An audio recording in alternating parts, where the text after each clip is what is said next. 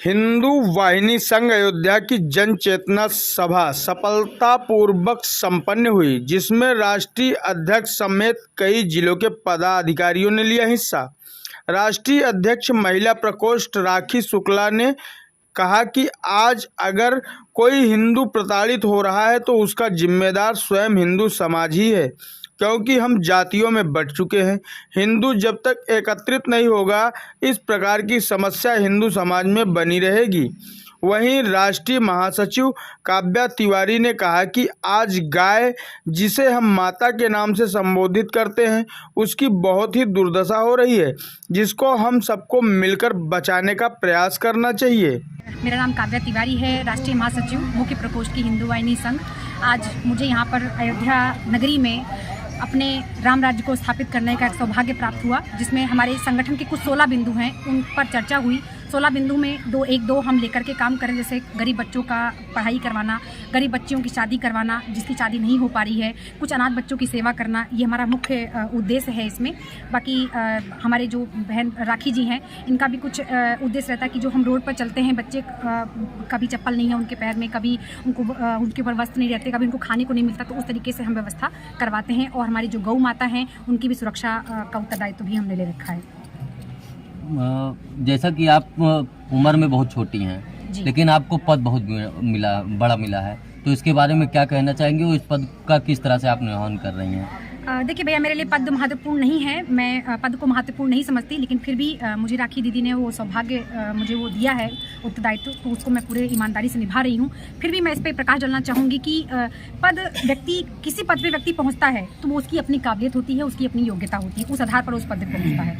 और मैं इस पद का बहुत ईमानदारी से निर्वहन कर रही हूँ और आगे भी करती रहूँगी, और इसके लिए मैं इसका जो भी श्रेय है वो हमारी बहन राखी दीदी हैं, उनको मैं देना चाहूँगी। हिंदुओं पर आए दिन शोषण होता है, इसके लिए हिंदू वाहिनी क्या करेगी? जी बिल्कुल, यही मेरा अभी मैंने अपनी मीटिंग के दौरान भी ये बात बोली है कि हमारी एकता हमारी ताकत होती है, और कहीं ना कहीं हम हिंदू एक नहीं हो पा रहे हैं। हमने भी एक बात बोली, फूट डालो राज करो।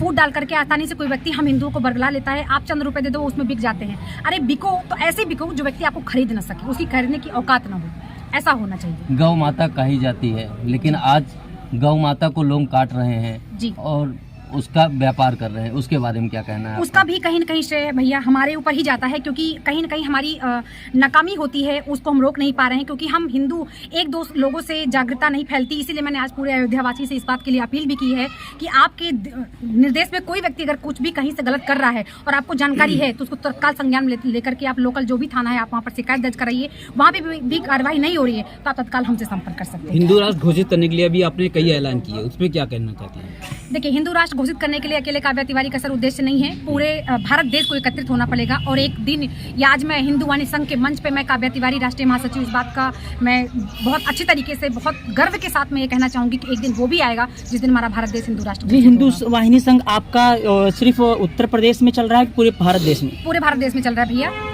पूरे भारत देश के अंदर अभी तक हमारी 1000 लोग। तो अभी तक आप कितना आगे तक जा सके हैं, इस संगठन को कितना मजबूती से आगे ले जा सकी हैं? भैया देखिए, मजबूत हमारा अयोध्या जिला आपने देख ही लिया है, ठीक है, और हमारे बनारस जिला में कुछ पदाधिकारी यहाँ पर मौजूद भी हैं, राजेश जी, उनका भी जिला काफ़ी मजबूत चल रहा है। हमारा उत्तर मध्य प्रदेश में हम मजबूत करने के पूरा प्रयास कर रहे हैं, सुल्तानपुर में भी प्रयास कर रहे हैं, हमारे लगभग प्रयागराज में भी, लगभग प्रयागराज कौशाम्बी, लगभग भारत देश के अंदर जो भी जिले में अभी हमने कदम रखा है वहाँ पे हमने मजबूत ही किया। जैसा कि आज अयोध्या जिले में जो आपकी चौरे बाजार में इस कार्यकारिणी की बैठक हुई है, तो ये आपकी कितनी बार ये बैठक हो चुकी है?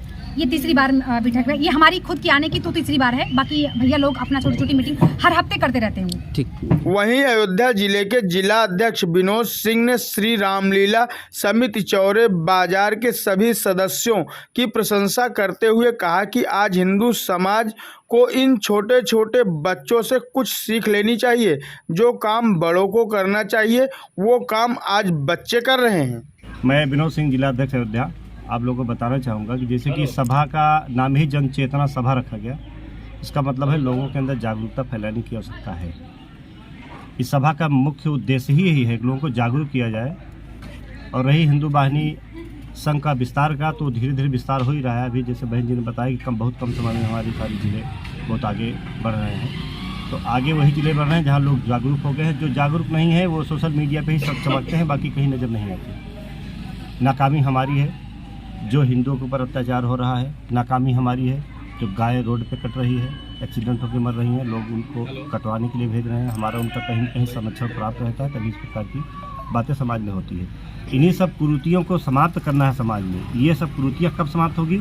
जब हम लोग समाज में हिंदुओं को जागरूक करने का प्रयास करेंगे, टोकेंगे बार बार कि आप ये गलत कर रहे हो, वो गलत कर रहे हो, अपना समझ के टोकेंगे, तो कभी न कभी लोगों के ऊपर प्रभाव इस चीज़ का पड़ेगा और ये लोग इन सब चीज़ों से बचेंगे। ऐसा नहीं करना चाहिए। अयोध्या में भव्य और दिव्य दीपोत्सव हो रहा है, उसको हिंदू वाहिनी संघ किस तरह देखता है?